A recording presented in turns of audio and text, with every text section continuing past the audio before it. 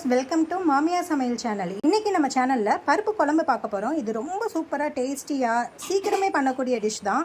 இதுக்கு 150 துவரம் பருப்பு எடுத்து நாங்கள் நல்லா வாஷ் பண்ணி ஒரு 1/4 மணி நேரம் ஊற வச்சுருக்கோம். இதோட 1/4 ஸ்பூன் மஞ்சத்தூள் ஆட் பண்ணுறோம். ஒரு 5-6 வெள்ளை பூண்டு தட்டி போட்டுக்கோங்க. 1 ஸ்பூன் தனி மிளகாத்தூள் ஆட் பண்ணிக்கலாம். காயம் ஒரு 1/2 ஸ்பூன் ஆட் பண்ணிக்கலாம். காயம் ஃப்ளேவர் பிடிக்கிறவங்க 1 ஸ்பூன் கூட ஆட் பண்ணிக்கோங்க. இப்போது நல்லா மிக்ஸ் பண்ணிவிட்டு இதை மட்டும் 4 விசிலுக்கு வச்சு எடுத்துடலாம். 4 விசில் வச்சு இப்போது விசில் சவுண்டெல்லாம் இறங்கிருச்சு. இந்த டைமில் நம்ம ஓப்பன் பண்ணி பார்த்துக்கலாம். பருப்பு நல்லா வெந்துருச்சு. தேவையான அளவு உப்பு இப்போ ஆட் பண்ணிக்கலாம். பருப்பு வேக வைக்கும் போதே நீங்கள் உப்பு ஆட் பண்ணக்கூடாது. நம்ம ஒரு சின்ன சில் தேங்காவை சீரகம் போட்டு அரைச்சி எடுத்துருக்கோம்.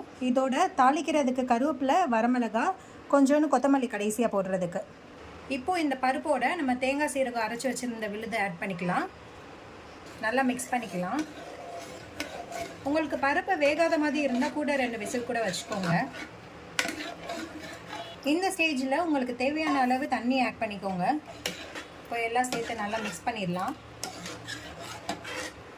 இது இப்போது லைட்டாக கொதிக்க ஆரம்பிக்கட்டும். சேம் டைமில் நம்ம தாளிச்சிடலாம். இப்போ ஒரு பேன் எடுத்துகிட்டு ஒரு 2 ஸ்பூன் எண்ணெய் ஆட் பண்ணிக்கலாம்.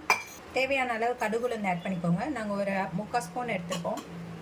கடுகு நல்லா பொரிஞ்சு வருது. இந்த ஸ்டேஜில் நம்ம கருவேப்பிலை, வரமிளகாய் ஆட் பண்ணிக்கலாம். நல்லா வெடித்து வரும். கொஞ்சம் ஜாக்கிரதையாக பண்ணிக்கோங்க. இப்போ தாளிச்சதை நம்ம பருப்போடு ஆட் பண்ணிக்கலாம். இப்போது நம்ம கொத்தமல்லி ஆட் பண்ணிக்கலாம். இப்போ நமக்கு சூப்பரான பருப்பு குழம்பு ரெடி ஆயிடுச்சு. இது நீங்க சூடா ஒரு ஒயிட் ரைஸ் வச்சு நெய் ஆட் பண்ணி சாப்பிட்டு பாருங்களேன். நான் சொல்லாமலே நீங்க கமெண்ட் பண்ணுவீங்க. இந்த வீடியோ பிடிச்சிருந்ததுன்னா லைக் பண்ணுங்க, ஷேர் பண்ணுங்க, எங்க சேனலை சப்ஸ்கிரைப் பண்ணிக்கோங்க. Thank you viewers.